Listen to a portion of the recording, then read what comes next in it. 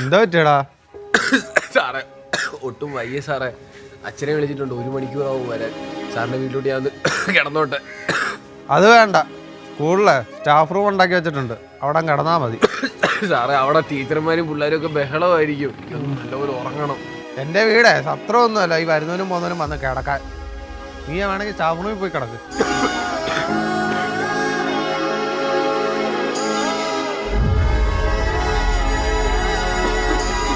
ഒരാൾ നല്ലവനാവാം, പക്ഷെ ഒരുപാട് നല്ലവനാവേണ്ട കാര്യമില്ല. ഞാനിപ്പോൾ ഇവനോട് എന്താ ഇങ്ങനെ പ്രതികരിച്ചെന്ന് അറിയണമെന്ന്. എന്റെ പൊന്നു വിഷ്ണു സാറേ, ഞാൻ ഇവിടുത്തെ എച്ചമ്മ, കാര്യമൊക്കെ ശരിയാ. പക്ഷേ പല കാര്യങ്ങളും സാറുണ്ടായോണ്ട് മാത്രമാണ് ഞാൻ രക്ഷപ്പെട്ടു പോകുന്നത്. എനിക്ക് എന്റേതായിട്ടുള്ള കുറച്ച് പരിമിതികളൊക്കെ ഉണ്ട്.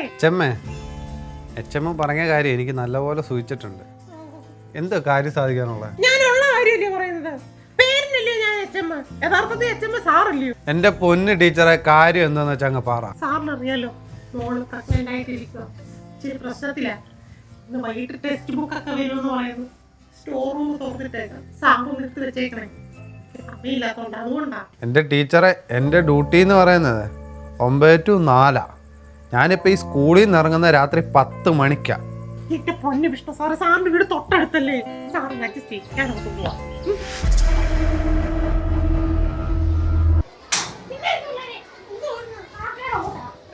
ടീച്ചറെ ഒരു പ്രശ്നമുണ്ട്. എന്തുവാ? ഇന്ന് PT മീറ്റിംഗ് അല്ലയോ, ഇഷ്ടംപോലെ പേരൻസ് വന്നിട്ടുണ്ട്, കസേര ഒന്നും തികത്തില്ല.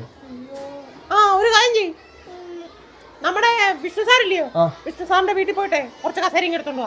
എടുത്തോണ്ട് ആ അവിടെ കസേര എടുപ്പുണ്ട്. സാറിനോട് പറഞ്ഞേക്കുമല്ലോ. സാറിനോട് പറയേണ്ട ആവശ്യമൊന്നുമില്ല, നീ പിള്ളേരെ വിളിച്ചോണ്ട് പോയി എടുത്തോണ്ട് വേടാ. ഓക്കെ, ഞാൻ പിള്ളേരെ വിളിച്ചോണ്ട് പോയിക്കോളാം. നമ്മുടെ ഈ വർഷത്തെ പേരൻസ് മീറ്റിംഗ് ആണ്. നിങ്ങൾക്കറിയാം, ഒരു സ്ത്രീയായിട്ട് പോലും ഞാനിവിടെ ഒറ്റയ്ക്കാണ് കഷ്ടപ്പെടുന്നത്. എന്നെ സപ്പോർട്ട് ചെയ്യാൻ ആരുമില്ലായിട്ടും ഈ സ്കൂളിന്റെ നല്ലൊരു റിസൾട്ടിന് വേണ്ടിയിട്ടാണ് ഞാൻ മാക്സിമം കഷ്ടപ്പെട്ടിരിക്കുന്നത്. വേറെ സ്കൂളിൽ കിടന്നുറങ്ങി ഉച്ചയാകുമ്പോൾ വായും പൊക്കിക്കൊണ്ട് ഓടുന്ന കാണാം. അതുകൊണ്ടാണ് നമുക്ക് ഇത്രയും നല്ലൊരു റിസൾട്ട് കിട്ടിയിരിക്കുന്നത്. എന്റെ ഫാമിലിയെ പോലും ഉപേക്ഷിച്ചിട്ട് എത്രയോ ദിവസം ഞാൻ ഈ സ്കൂളിൽ കിടന്നുറങ്ങിയിട്ടുണ്ട്. അറിയോ?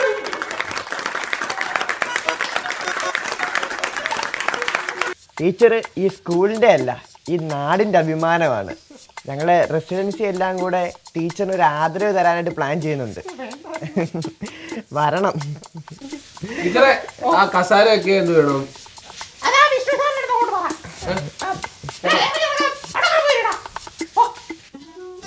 പൊന്നാട ഇടാനായിട്ട് MLA ഒക്കെ ക്ഷണിച്ചിട്ടുണ്ട്, അപ്പം മറക്കാതെ വരണം കേട്ടോ. സാറേ സാറേ ആ വാടക എടുത്ത കസാര എല്ലാം ഒന്ന് കയറ്റി വിട്ടേക്കണെന്ന് എച്ചമ്മ പറഞ്ഞായിരുന്നു.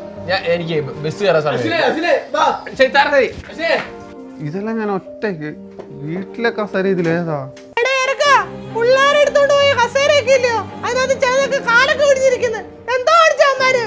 സാറേ, ഈ വർഷത്തെ സ്പോർട്സ് നമ്മുടെ സ്കൂളിൽ വെച്ചല്ലയോ നടത്തുന്നേ? വേറെ സ്കൂളിൽ നിന്ന് സാറുമാരും പിള്ളേരും ഒക്കെ വരത്തില്ലയോ? അവർക്ക് ഫുഡ് കൊടുക്കണം. എനിക്ക് അറിയത്തില്ല, ഞാൻ എന്തോ ചെയ്യണമെന്ന് എനിക്കൊരു പിടിയും കിട്ടുന്നില്ല. എന്റെ പൊന്ന് ടീച്ചറെ, എന്തിനാ ഇങ്ങനെ അടവ് കാണിക്കുന്നത്? ഈ ഫുഡ് ഉണ്ടാക്കണമെങ്കിൽ എന്റെ വീടിന്റെ ഫ്രണ്ടിട്ട് ഉണ്ടാക്കണം, അതല്ലേ ഉദ്ദേശം. അടവും തിരുവാതിര എടുത്തോണ്ടിരിക്കുക. മിണ്ടരുത്, ആ ഒരു ഡയലോഗ് മാത്രം ഇനി ടീച്ചർ മിണ്ടരുത്. സ്കൂളിന്റെ പരിപാടിക്ക് വന്നേ 4-5 പേരെ എന്റെ വീട്ടിൽ പാർപ്പിച്ചായിരുന്നല്ലോ ടീച്ചർ. അവസാനം ഞാൻ സ്കൂളിൽ കിടന്നാ ഉറങ്ങിയത്. ആയിക്കോട്ടെ ടീച്ചറെ, പോയപ്പോഴേ എന്റെ ഒരു ചാർജറെ കേബിൾ ഇതൊന്നും കാണുന്ന പോലും ഇല്ല അവിടുന്ന്. ഞാൻ മാത്രമേ ഉള്ളല്ലോ ഇവിടെ സാറായിട്ട്, ബാക്കി ആരും സാറുമാരല്ലോ. ടീച്ചറെ, കാര്യം എനിക്ക് മനസ്സിലായി. ഞാനിവിടെ അടുത്തുള്ളതെന്നും പറഞ്ഞല്ലേ ടീച്ചർ സെക്യൂരിറ്റി വരെ ഒഴിവാക്കിയത്. എന്നിട്ട് പറഞ്ഞ ഇടയ്ക്കൊന്ന് നോക്കണമെന്ന് സ്കൂള്. എന്തോ ടീച്ചറെ ഇത്? ഈ ക്ലാസ്സിൽ എൻ്റെ ഒരാൾ കുറവ്. സാറേ, ആ പയ്യന്റെ കാലൊടിഞ്ഞിരിക്കുവോ? ടീച്ചറെ, ഇത് ഭയങ്കര കംപ്ലൈന്റ് ഉണ്ട് നിങ്ങളെ സ്കൂളിനെ പറ്റി കേട്ടോ. സാറേ, അങ്ങനൊന്നും വരത്തില്ല. ഞാനത് നോക്കട്ടെ, ചെക്ക് ചെയ്യട്ടെ. നമ്മുടെ പാഠപുസ്തകം വന്നിട്ടുണ്ട്, അത് എവിടോട്ട്? എന്റെ പൊന്നു സാറേ, അപ്പുറത്താണ് ഒന്ന് പോയേ. ഞാനൊരു പെണ്ണായി പോയോണ്ട് കുറെ ഷോ കാണിക്കാൻ കുറെ സാറുമാരുണ്ട്. അപ്പുറത്താണ് ഒന്ന് പോയേ. എന്തുവാ ടീച്ചറെ, വിറ്റിംഗ് കാർഡ് കളിക്കുവാന്നോ?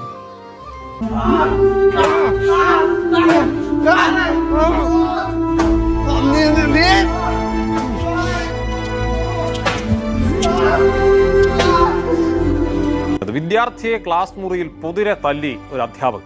നിസ്സാര കാര്യത്തിന്റെ പേരിൽ ക്ലാസ് മുറിയിൽ വിദ്യാർത്ഥിയെ പൊതിരെ തല്ലി അധ്യാപകൻ. കാണിച്ചത് ആ ചെറുക്കനെ അടിച്ചടിച്ച് അവന്റെ പുറത്തെ തൊലി തല മൊത്തം പോയിരിക്കുക. ഇങ്ങനെയാണോ പിള്ളേരടുത്ത് പെരുമാറുന്നത്? എന്തൊരു തോന്നിയാസമായിരുന്നു. ആ ചെറുക്കന്റെ തന്ത പീറ്റിയിലുള്ളതാ. അയാൾ വന്ന് ചോദിച്ചാൽ ഞാൻ ഇനി എന്ത് പറയും? എന്റെ മനസ്സമാനം പോയി. വല്ലാത്തൊരു തല്ലായി പോയി. ഇത് സംബന്ധിച്ച് ഇപ്പോൾ പോലീസിലടക്കം പരാതി നൽകാനായിട്ട് ഒരുങ്ങുകയാണ് ഈ വിദ്യാർത്ഥിയുടെ കുടുംബം. അതെ, എന്റെ ചെറുക്കനെ ഇവിടെ പഠിപ്പിക്കാനാ വിടുന്നത്. അത് പഠിപ്പിച്ചാ മതി, അടിയും പിടിയൊന്നും വേണ്ട. ഞാൻ പോയി എന്റെ ചെറുക്കനെ അടിച്ചിട്ടില്ല. പണ്ട് ഞാൻ ഇവനെ ഒന്ന് അടിച്ചപ്പോഴേ എന്റെ അമ്മായപ്പനും അമ്മായിമ്മ വന്ന് എനിക്കെതിരെ കേസ് കൊടുത്താ.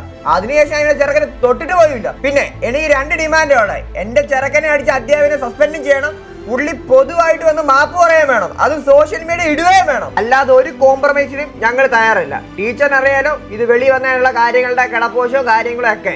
അതുകൊണ്ട് വേണ്ട കാര്യങ്ങൾ വേണ്ട പോലെ ചെയ്തു. അതാ നിങ്ങളുടെ സ്കൂളിനും ഞങ്ങൾക്കും അങ്ങേർക്കും നല്ലത്. ടീച്ചറെ, എനിക്ക് വേണ്ടി ഒന്ന് സംസാരിക്കും. പറ്റത്തില്ല സാറേ. ഇവിടുത്തെ സാറുമാരെ സാറും എല്ലാം എനിക്ക് ഒരുപാടേ ഉള്ളൂ. അല്ലെ സാറിന് പ്രത്യേക കൊമ്പൊന്നുമില്ല. ടീച്ചറെ, ഞാൻ അവരോട്ടല്ലല്ലോ, ഞാൻ ഈ സ്കൂളിന് വേണ്ടി ഒരുപാട്. എന്ന് പറഞ്ഞ് ഞാൻ ബാക്കിയുള്ളവരുടെ കാര്യം പോലും വിളിക്കണോ? അതൊന്നും പറ്റത്തില്ല. ടീച്ചറെ, അവൻ ചെയ്ത തെറ്റ് ടീച്ചറിന് അറിയത്തില്ല. സാർ കൂടുതലൊന്നും പറയണ്ട. മാപ്പ് പറയാൻ പറ്റുമോ? തെറ്റായി പോയെന്ന അധ്യാപകന്റെ ക്ഷമാപണം. തെറ്റുപറ്റിയെന്ന തുറന്നു പറച്ചിലുമായ അധ്യാപകൻ. എടാ മോനെ, ഇത് ഓണായോ? ലൈവാണോ?